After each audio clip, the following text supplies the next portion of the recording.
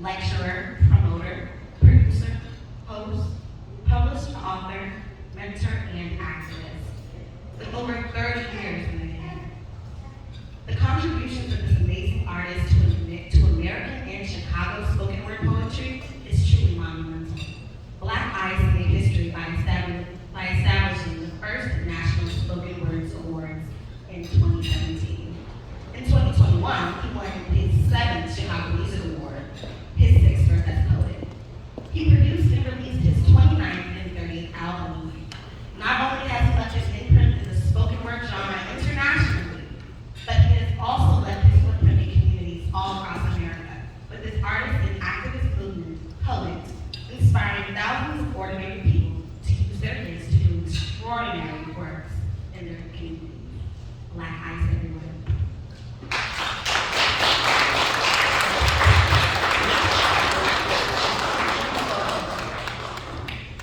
Chicago. We had almost 800 people killed last year. Do your math, it's more than double the days there are in a year mothers spear their babies, not making it home from school. Unemployed brothers ain't got time to look for a job, but got time to be on Facebook, Instagram, and Twitter, acting a fool. And these gangs out here ain't following no rules, they ain't got no structure, but they knew exactly what they were doing when they denied parole for Jeff Ford and I grew. See, there's an old saying, cut off the head of the body reform. Let this be a lesson to all y'all, and I'm a part of some of these Chicago artists who boast to the world on how their lyrics be so cold. And some of them will get right on stage and talk about how God saved their soul, but won't get out here and go to none of these schools or get out here on none of these streets to even try to save just one soul. And the church, y'all didn't hear me. I said at the church, if you really there to help save lives, then let me make a proposal.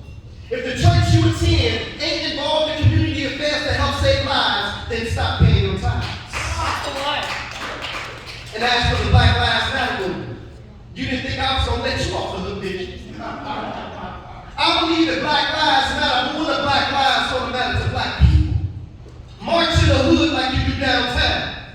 Shut down some of these gas stations and liquor stores that have become breeding grounds for our babies to get shot down like you do those businesses on Black Friday downtown. Talk to me, family. Yeah. Chicago. Home of the world champion, Chicago Sky. Home of the monsters of the Midway.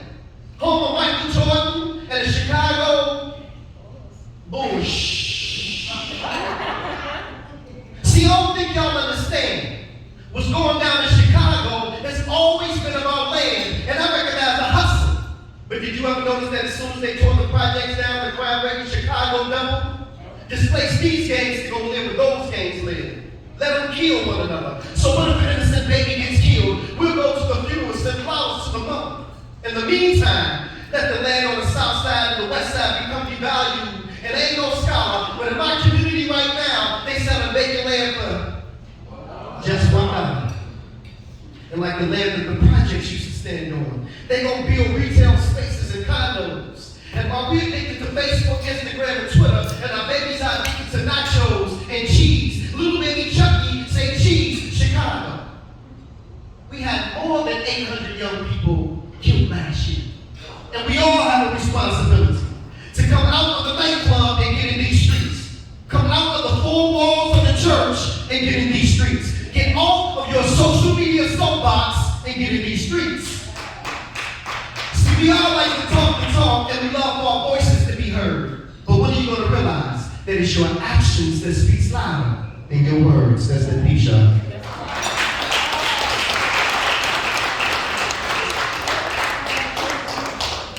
So when Chappelle and I began to talk about this moment and this time, this event, she said, Blaq Ice, I definitely want you to share something with the people that can be piercing to them and for them and just talk about how we experience loss. Anybody experienced the loss before that just shook them to the core? I know everybody can identify with that right there. And so I'm coming back to the States on a plane from Jamaica. And I'm thinking about all the friends that I've lost. I'm thinking about the family members that I don't speak to no more. I'm thinking about the friends that I grew up with that we got separated in high school. During this journey of life, you're going to lose some people along the way. Somebody say the elevator. There's this elevator, right? It's full of people. Some family, some friends, some strangers, but you're all in the basement. See, the basement represents that brand new idea that was blessed to be manifested in your mind, but by the time you share your idea with the 10 people standing in the elevator next to you, some of them get the hell out before the door even closes. Sort of like those so-called friends. The ones who you thought would be there through thick and thin, down to the end, didn't even make it to the first floor. The door closes. The elevator rises. Much to your surprise, you're making progress. The bell rings, you're at the first floor. The door opens, and guess what happens next? Those childhood friends, well, they got goals of their own. Time for you to be strong because you're going to lose some of these friends during this ride and feel alone. But as they walk out, a few more friends walk in. You started off with 10, but now you're down to 8. Now, one of the new friends who just walked in pressed floor 2. So you know what that means. The next time the elevator door opens, they'll be going 2. But before they left, they introduced you to one of their friends who became your friend. Then y'all became close like kin. The door opens at floor 2. You lose a few, but one man walks in. And he becomes your boyfriend. And now we're down to 7. Now only 4 out of the 7 are the original occupants that you became. In all, there are 2 strangers. One cousin, one friend, your mom, one new friend, and a boyfriend. Now the elevator passes floor 3. Seems like life is finally looking up. But just as soon as you get comfortable, you're at the 4th floor and the door opens up. You're staring death right in the face. Quickly you step back, he reaches in his arm and unexpectedly takes your mom. Everyone in the elevator consoles you. But this takes an emotional toll on you and your relationship. Everything you ever believed in or ever knew about is in doubt. You become so emotionally cold that right before the doors close, your boyfriend walks out. What's to expect by floor 5? Now what just happened on the 4th floor was a game changer. But by the time floor 5 arrives, you will lose one of those strangers, but before he leaves, he whispers to you, there's something that I hope that you see. She said, what's that?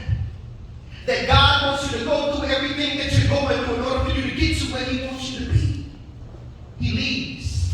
4 remains. Only 1 more floor to go. But between the 5th and the 6th floor, you notice something. The other stranger reaches around you and hits the stop button. Everything is frozen except you and him. He said, okay, it's time for us to talk. Now, I've been here since the beginning.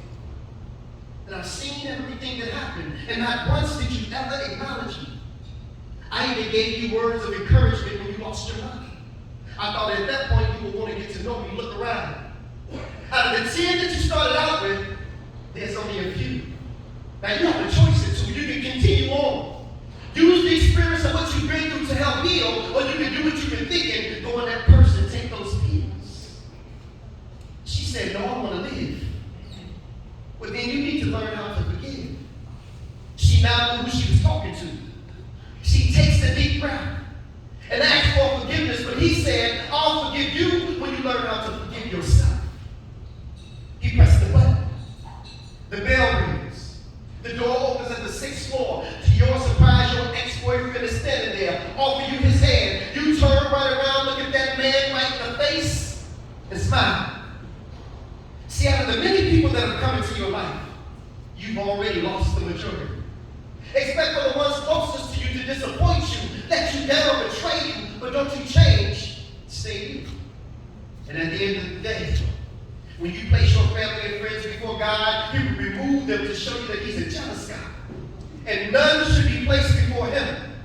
Trust him to know that he will replace everything stolen, restore everything lost, and heal everything broken. See, in life, you're going to have some knockdowns on the way up. But it's not about how many times you get knocked down. It's about how many times you get back up. That's that picture. Appreciate that. So, let me tell y'all something about us performers and spoken word artists. We want y'all to interrupt us during what we do. If y'all fulfilling something that we say, go and just like y'all do, pastor. We want that. We want the claps and all that stuff. But listen, before I leave and before I go, I just want to share with you this last poem, but I got to kind of talk about the backstory a little bit. So, I lost my firstborn, my 15-year-old son, to cancer, September 3rd, 2008. And let me say, if you ain't never lost a child before, don't tell nobody I know how you feel. Even if you have lost a child, and somebody else lost a child, let me tell you what to say. You say, I don't know how you feel, but I know how it feels to lose a child. So I speak at a lot of funerals, and our young people are out here dropping like flies. And I'm like, God, what's going on? Y'all remember when they took God out of the schools? And now our schools have gone to hell. We got metal detectors in the schools. When we grew up, they didn't have metal detectors in our schools. But my son, I fought for custody of my son. His mom was a functioning addict. I used to get him on the weekends. He used to say, Daddy, I can't wait to come home with you. I said, well, son, I'm working. I'm trying to get custody. I'm trying to do what I can. But your mom, just because she's using it doesn't make her a bad person. She just has a sickness.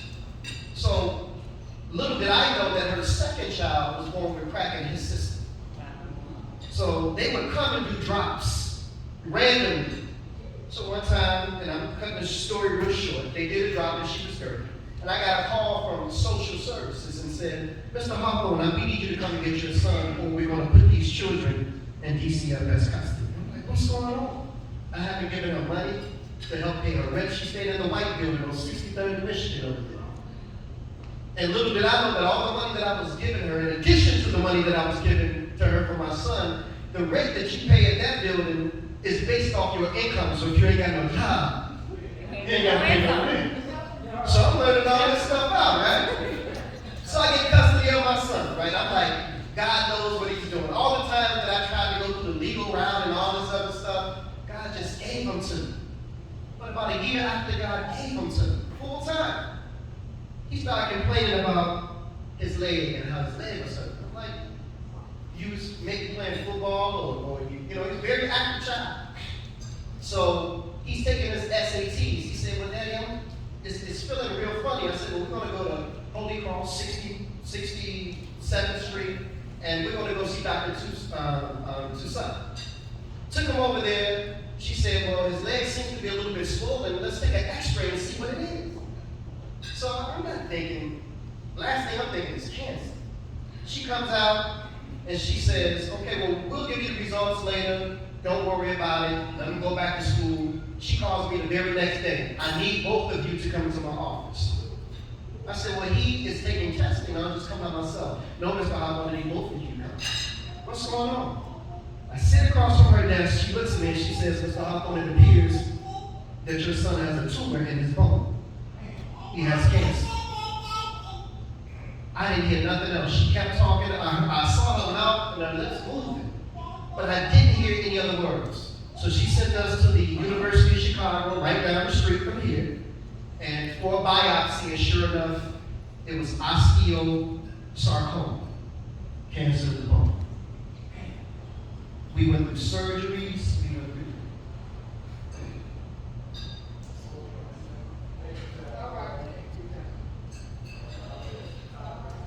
We went through surgeries, chemotherapy, lost his hair, his eyebrows. I said, son, bald headed too. And the women like it. and so his hair started growing back, but when you take the chemotherapy, your hair grows back like fine, real fine. So he thought he was the stuff, now his hair went that anymore. So the cancer went into remission. But then all of a sudden, he started having flu-like symptoms. Took him to the emergency room 3 days in a row, they couldn't find nothing. Until finally I said, well, he has been treated here. Let's get his old doctor in. Found out that the cancer came from his leg and went to his lungs and his upper body. So Needless to say, after about a year and a half of fighting this thing, we lost him September the 3rd, 2008. So there's no pain on this earth like the pain of losing a child. I lost a parent, I lost a sibling, but that wasn't nothing compared to losing my first child. So I was angry with God. We wasn't on speaking terms for a minute. I'm like, God, I'm going to all these schools and I'm going to these prisons and I'm mentoring and you did this to me. All these people you had to choose from. The rapist, the drug dealer, the gangbanger, the folks. I used to get mad when I used to see the people standing outside the liquor store on 74th and Halston, and I'm like, they still here? And my son, dog, I'm just telling you how we think, how we rationalize things. And so I'll close out with this poem that I wrote based on that loss and that hurt and that pain. It's called Ego. Everybody say ego. Ego. It's an acronym that stands for ease and God out. Hey God, where you at? I've been looking for you. Yeah. Seems like you've been avoiding me or something. And I've been searching for you for years with no answer, just anticipation. And I've been going through this transformation, but every time I call on you, God, it's like I get put on hold. And they say that you hear all and that you see all, but it seems like you ain't never available, God, when I call. See, y'all remember it was January 91. I had just left Simeon's Martin Luther King ceremony speaking. I wasn't feeling too well that day. Little did I know that all the while, my appendix had a leak. And where were you, God? Just when I thought nowhere to be found. And if it wasn't for my son's mother convincing me to go to St. Bernard's that night, like I would be here with you at the charity ball right now. And where were you at, God, that morning when I went to work and when I got to 123rd and Kenzie, right by the cemetery, this lady ran the light. The last thing I saw, y'all, was headlights. A three-car collision that almost took my life, but where were you, God? And where were you at, God, when my mother was stricken with cervical cancer? She's been going to the Kingdom Hall, serving him since before I was born, and we both called on you, and you still didn't answer. Come on, God, this is my mother. Tell me, is this how you treat all your sons and your daughters? And where were you at, God, that day my son died?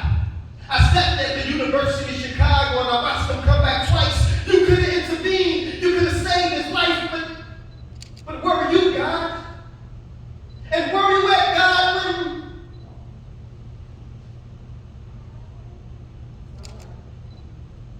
Okay, my son, I've heard enough.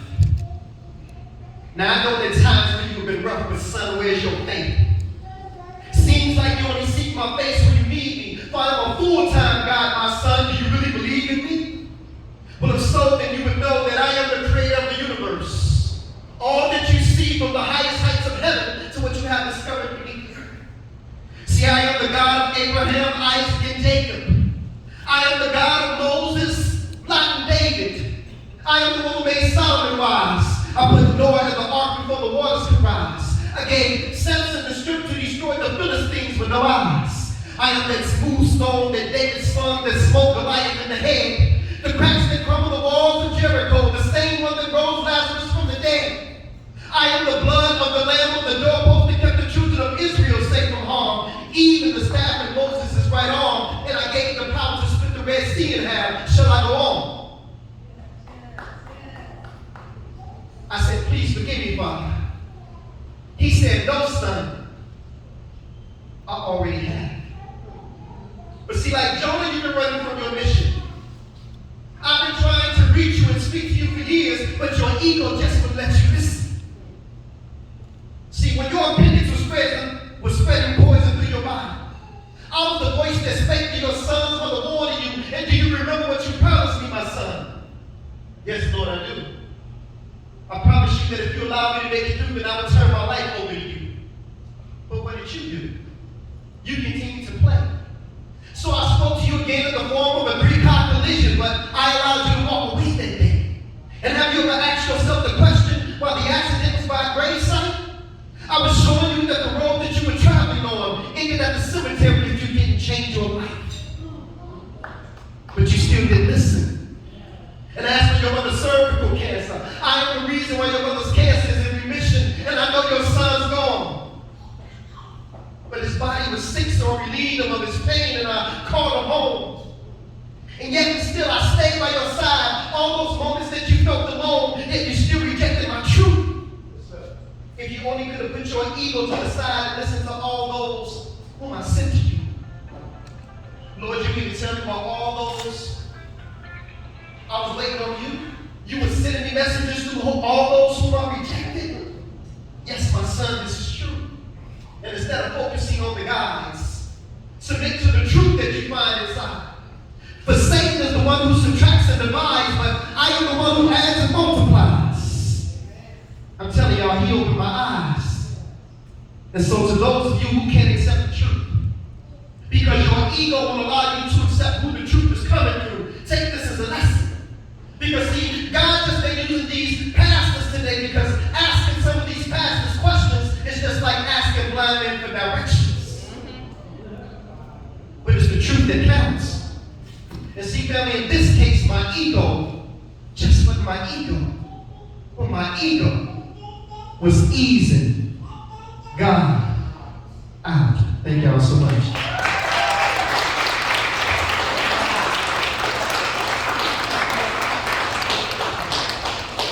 I want to thank Chappelle real quick.